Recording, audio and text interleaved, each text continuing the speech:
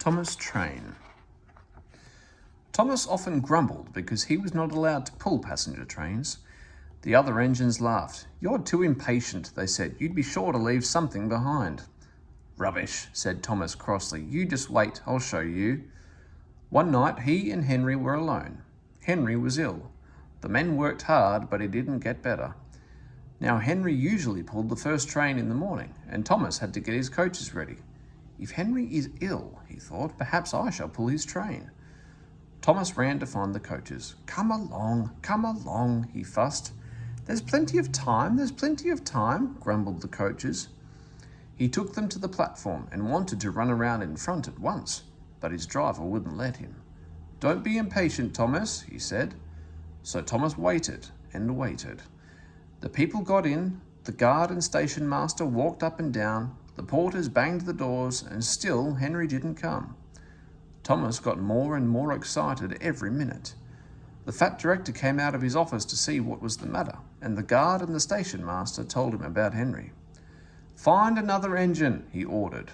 "There's only Thomas," they said. "You'll have to do it then, Thomas. Be quick now." So Thomas ran round to the front and backed down on the coaches, ready to start. "Don't be impatient," said his driver. "Wait till everything is ready." But Thomas was too excited to listen to a word he said. What happened then, no one knows. Perhaps they forgot to couple Thomas to the train. Perhaps Thomas was too impatient to wait till they were ready. Or perhaps his driver pulled the lever by mistake. Anyhow, Thomas started. People shouted and waved at him, but he didn't stop. "They're waving because I'm such a splendid engine," he thought importantly. "Henry says it's hard to pull trains, but I think it's easy." "Hurry, hurry, hurry," he puffed, pretending to be like Gordon. As he passed the first signal box, he saw the men leaning out, waving and shouting. "They're pleased to see me," he thought. "They've never seen me pulling a train before. Oh, it's nice of them to wave." And he whistled, "Peep, peep, thank you," and hurried on. But he came to a signal at danger.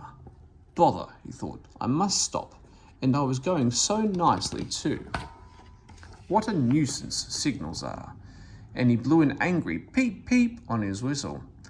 One of the signalmen ran up. "Hello, Thomas," he said. "What are you doing here?" "I'm pulling a train," said Thomas proudly. "Can't you see?" "Where are your coaches then?" Thomas looked back.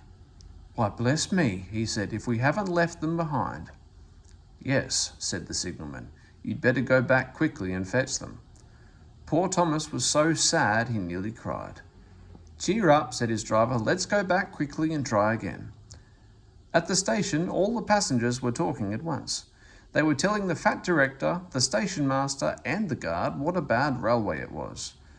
But when Thomas came back and they saw how sad he was, they couldn't be cross. So they coupled him to the train, and this time he really pulled it.